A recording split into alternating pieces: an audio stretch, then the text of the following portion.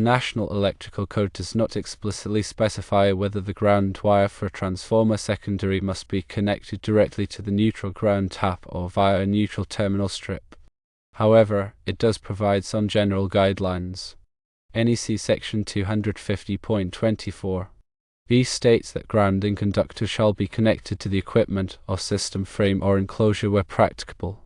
NEC Section 250.148 I requires that neutral conductors and grounding conductors shall not be connected to each other except at the service entrance or at a main bonding jumper. In most cases, it is considered best practice to connect the ground wire directly to the neutral ground tap of the transformer secondary.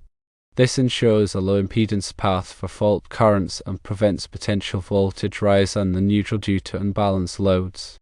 There may be instances where it is not practical to connect the ground wire directly to X2, such as when the transformer is located in a remote or inaccessible location. In such cases, it may be acceptable to connect the ground wire to the neutral terminal strip, provided that firstly, the neutral terminal strip is properly sized and rated for the load, secondly, the neutral terminal strip is connected to X2 with a white wire, and thirdly, the neutral terminal strip is the only point of connection between the neutral and ground conductors.